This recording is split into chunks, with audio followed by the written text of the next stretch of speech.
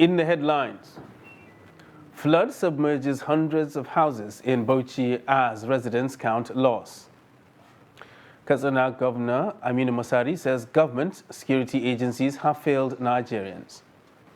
Central Bank of Nigeria raises interest rate to 14% for the second time in 2022. And on the foreign scene, 22 dead and 33 injured in Egypt bus crash.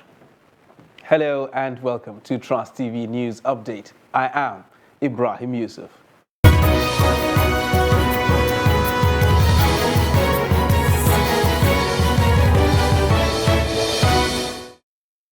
Hello and welcome once again. Now, more than 100 houses have been submerged by floods in Darazo community of Bauchi State. Victims of the ravaging flood are counting their losses while appealing for help from relevant stakeholders. Adabi Mama reports.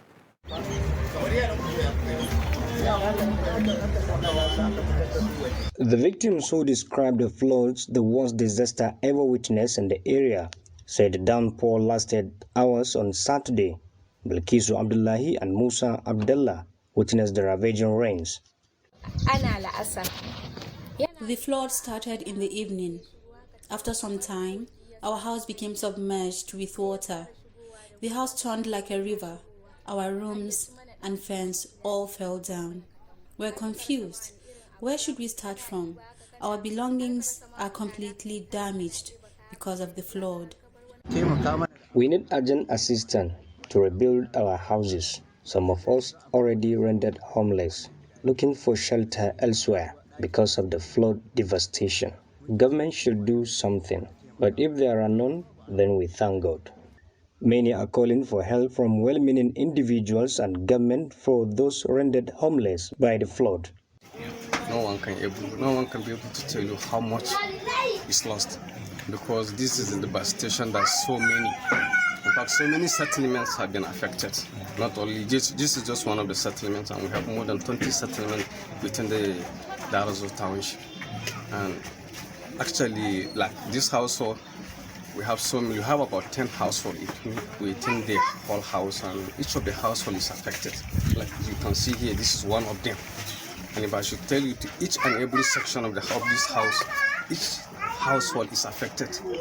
The state governor, at a sympathy visit to the victims of disaster in Darazo communities on Monday, called for intervention from the relevant agencies of the federal government and pledged support for the victims. I'm calling on the federal government not to politicize issues of humanitarian services.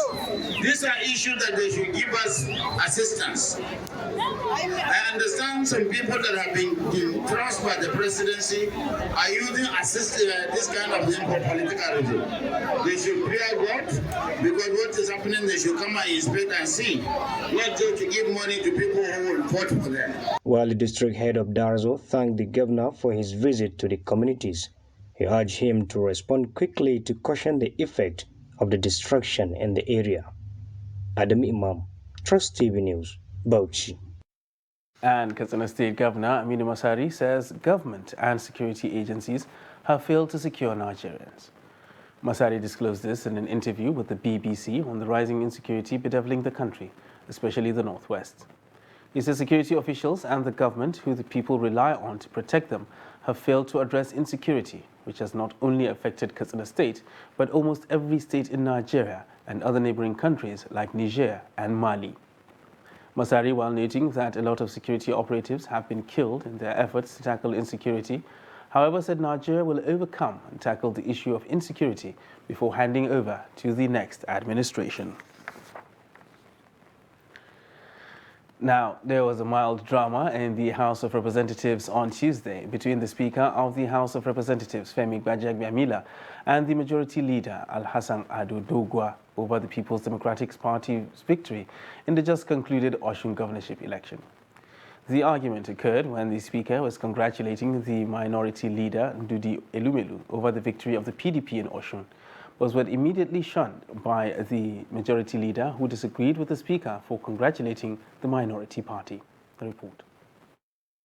party won the elections, but I also added that it's going to be very short-lived. Mr. Speaker, with due respect, that is how you play politics. I beg to tell you that you are on your own. That is how you play politics. You are out of leader of the House. Are you saying that Mr. President is on his own for congratulating us? Yes, he is on his own. Okay.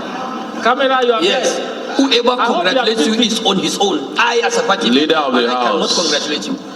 Don't take. Mr. Speaker, you win some, you lose some. Don't take defeat so personal.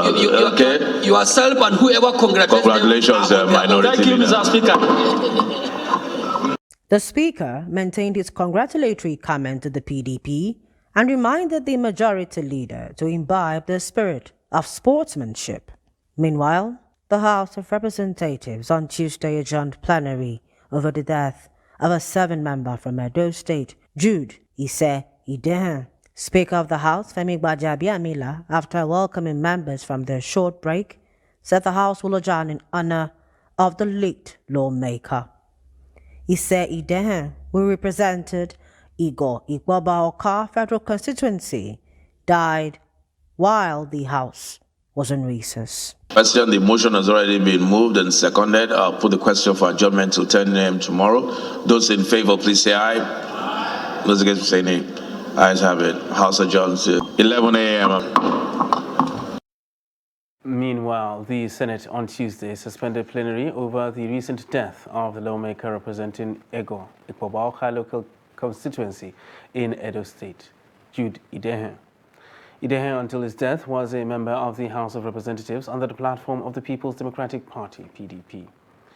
The motion for the upper chamber to adjourn plenary in accordance with its tradition was moved by the Deputy Leader of the Senate, Senator Ajayi Borofis, and seconded by Minority Leader, Senator Philip Aduda. Tuesday's session, which also saw the observance of a 1-minute silence to mourn the deceased before suspension of plenary, was presided over by the Deputy President of the Senate, Ovie Omo Agege. Dear colleagues, as is customary, when we lose a colleague either here or in the other chambers, we will suspend proceedings after a minute of silence. As a consequence of that and improvement of that tradition, those in favor of the motion say aye, and those against say nay. The ayes have it. The federal government has been called upon to give the right orientation to officials of the various agencies involved in traffic management to enable them do their job without hindrance. In this report, Trust TV's Kabir Lawal spoke to road users on the ordeals they encounter while dealing with enforcement officers in the Federal Capital Territory. The report. Road users in the Federal Capital Territory are displeased following the continuous threat they faced from law enforcement officers. A cross-section of people that spoke to Trust Television News further added that most drivers ensure they have all necessary documents to avoid harassment of some law enforcement officers. No, what is bothering me mostly concerning this BIO 15, BIO task force. Sometimes when they arrest a driver for wrong parking, then if you don't have money to settle your fine, they will ask you to use your motor for like 2 to 3 hours in order to compensate them. So this thing I don't think is lawful. The federal government should do something about that. At least when you are arrested for an offense, if you don't have money to settle them for your own fine, let your vehicle be impounded. Motorcycle delivery agents are also not left behind in this drama, as most of them complain that despite having all relevant documents, they most times end up in chaotic exchanges caused by the law enforcement officers. It's unprofessional where you see someone giving you all the license and all the particulars which you demanded, and you still go ahead and looking for fault. For me, I'll call that a fault finder. It's not a professional job, if I must say, because I've seen a case where someone is driving on the way and got some kind of loads where the spare tire is. They even have to go to the extent of saying, okay, bring down all the loads you have on you and let's inspect your spare tire if that's okay. I think that's the last drop I've seen where they have to inspect someone and to tell them to bring down the whole things in the boot to show them the spare tire. Passengers also want the law enforcement officers to carry out their activities with decorum to reduce some of the ugly incidents that occur between road users and the agents. As we are working, we are not working in the night, we work in the daytime. And our law is that you must be in a proper dress. Wear your shoe, dress well, reflecting jacket, fully kitted. You wear your helmet. But once you meet them in their checking point, even though you are complete with your dressing, they must find a solution. Okay, right now they say all the dispatch riders. In Abuja, Kabir Lawal, Trust TV News. The National Emergency Management Agency, NEMA, has received a new batch of 143 stranded Nigerian returnees from Libya. The Director General of NEMA, Mustafa Habib Ahmed, represented by the Coordinator, Lagos Territorial Office of the agency, received the returnees on arrival in Nigeria.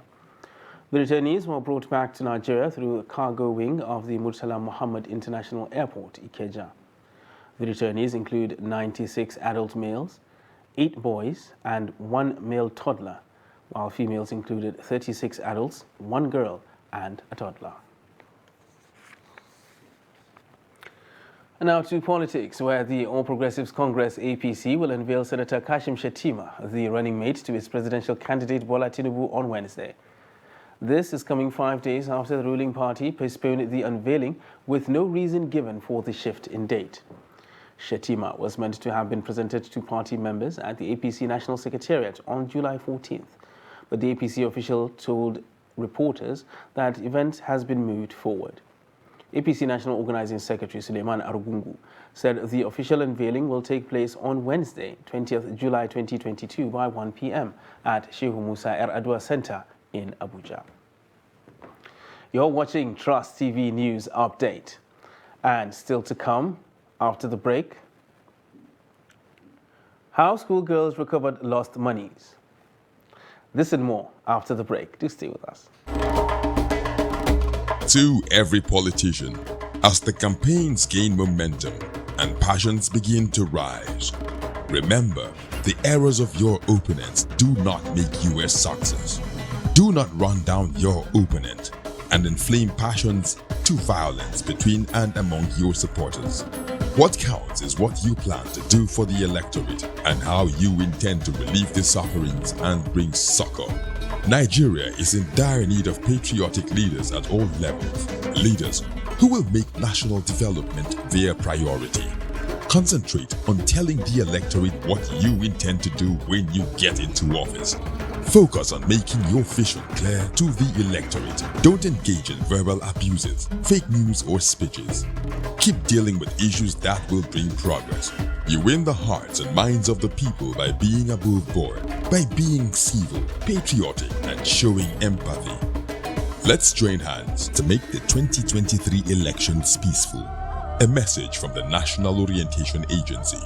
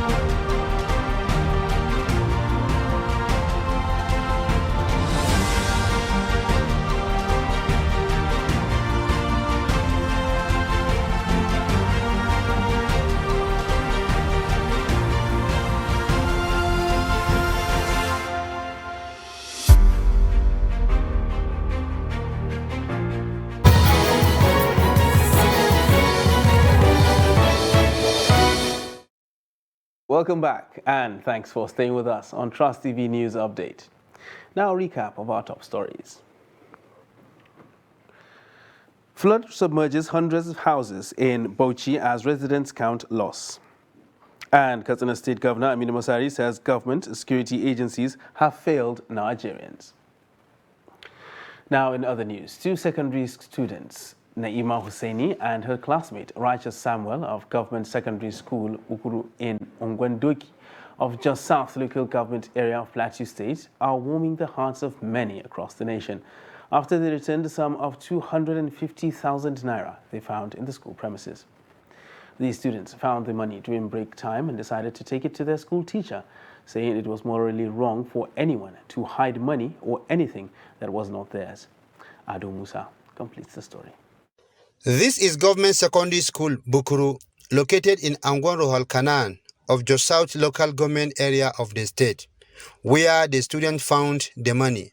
One of the students, Naima Hussaini, who reside around First Bank Bukuru, said when they found the money, it didn't come to her mind to spend it since it wasn't theirs. I saw our friends standing. I decided to go and talk to them. As we were gisting, the man left. We now started, right? My friend was looking at herself in the mirror, and we now saw something with leather. And she now asked me that what's inside, and I said I don't know. That I should check, and I say you check. We were even saying that she said I should check. I say you check, and I checked. We now saw his money. Then we now decided to return it to one of our. On her part, Righteous Samuel attributed the ease of arriving at the decision to return the money to parental upbringing, adding that her parents have always questioned her against such acts. We saw our friends and we decided to go and meet them. We went out of the class. When we went out of the class, we were now gisting with our friends. After we finished gisting, we were standing beside the red car. So I saw something in a leather. I decided to tell my friend, let's check what is inside the leather. So when we checked inside, we saw money inside. Ezekiel Yarima, the teacher whom the student returned the money to, expresses happiness over the development, saying he was surprised to see the student returning such a huge amount of money and asked him to look for the owner. Two of my students, Naima and Righteous, found some money and brought it to me. And the amount is 250,000. I was very much surprised at the kind of heart those children have, that they found a huge amount of money and brought it to me. And so what I did was to look for the owner of the money. I first of all asked them where they found the money, and they told me that it was beside the red car. So I quickly went to look for the man with the red car, and he happens to be a supervisor of NAPTEP examination. The teacher, who said he is proud of the students who have shown that they are God-fearing, also appreciated their strength and character and urged others to emulate. Ado Musa, Trust TV News, Jos. Nigerian National Petroleum Company Limited is up and running and is expected to support sustainable growth across other sectors of the economy as it delivers energy to the world.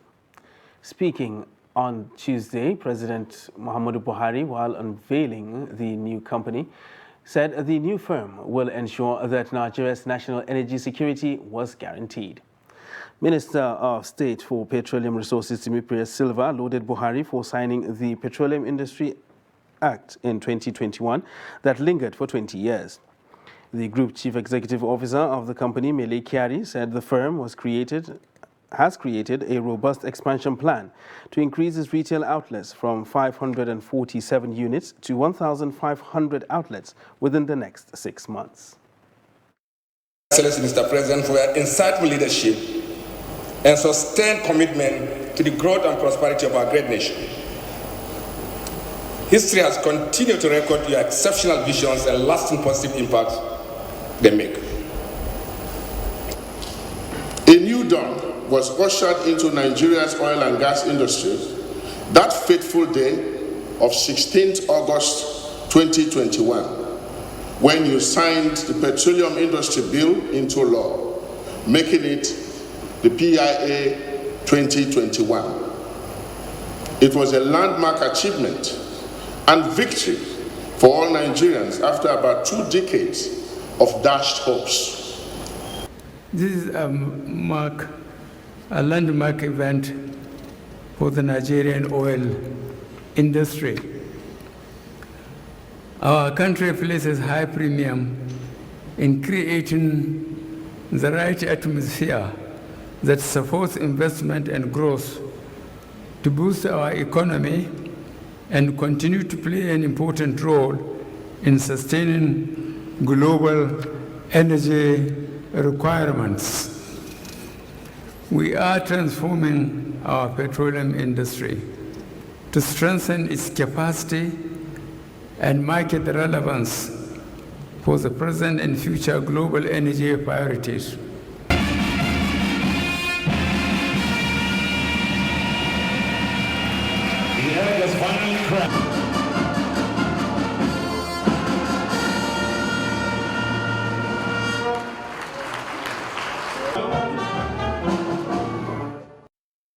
Now for a look at the economy, where the Monetary Policy Committee of the Central Bank of Nigeria has raised the monetary policy rate to 14%. The chairman of the committee and governor of the central bank, Godwin Emefiele, disclosed this during a post-MPC briefing in Lagos. According to Emefiele, the interest rate, which was pegged at 11.5% for over 2 years, was raised to 13% in May to tackle rising inflation. Meanwhile, the committee retained the asymmetric corridor at plus 100 to 700 basis points around the MPR, retained credit reserve ratio, CRR, at 27.5%, as well as liquidity ratio at 30%. The federal government, in partnership with El Rey Technologies Company, has inaugurated the first ever national game to enhance revenue generation for a sustainable economy. The event, which attracted lottery stakeholders from the country as well as representatives from Mali, Ghana, Cote d'Ivoire and Niger Republic, and launched by House Speaker Femi Gbajabiamila, is to add value to the lottery sector and the national development. The Minister of Special Duties and Intergovernmental Affairs, George Akume, and the Director General, Nigeria Lottery Regulatory Commission, Mr. Lanre Gbajabiamila, said although the operation of the national game had taken a long time to manifest, it will impact the national economy. Is that it translates into significant employment opportunities in line with Mr. President's directives to all NDAs to initiate programs that generate employment for our teeming youths. Most concerning was the proliferation of unregulated foreign games in Nigeria and export of revenues due to heavy patronage by Nigerians. We have a population of about 200 million. Our operators, our agents, our players, they participate in foreign games, so why can't we have our own? It's a legacy project. It's something that we need, and it's going to enhance the revenue as well. Because our present operators, yes, they have their own games. They have the indoor games, they have the Ghana games, and we just feel that we need to have a national game and embrace that, and just for the prosperity and also to help government, because government cannot do it alone. For us at the NLA and as pace setters of the lottery in the sub-region, again, we are ready to lend Nigeria with all the support you need. And now we know we can play our game without Nigeria at least looking through the pinhole camera to take the numbers and play. The launch of the national game today is an iconic moment. It's a moment we all should be proud of.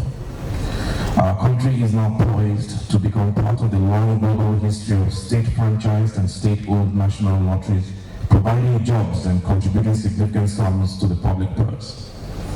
It is to the credit of the National Lottery Regulatory Commission that through hard work and dogged determination, they have achieved this remarkable feat. And on the foreign scene, at least 22 people have been killed and 33 others injured in southern Egypt on Tuesday when the bus they were traveling in smashed into a parked truck. The bus carrying around 45 passengers crashed into the stationary truck near the village of Al-Barsha, some 300 kilometers south of the capital, Cairo. Crashes are relatively common in Egypt, where many roads are in disrepair and traffic regulations frequently ignored. Some 7,000 people died in road accidents in the country in 2020. And in sports, Nigeria ended their 2022 Africa Men's Senior Handball Championship campaign in Egypt with a defeat against Gabon on Sunday. The Golden Arrows started the game on the momentum of their two previous wins, but met a determined Gabonese that emerged victorious. The Golden Arrows finished 10th after losing their group matches to record title winners Tunisia and Cape Verde. They also won their classification matches against Zambia and Senegal before losing their last match against Gabon. And that wraps up Trust TV News Update for this hour. For more news, you can subscribe and follow us across all our social media platforms. I am Ibrahim Yusuf. Thanks for watching.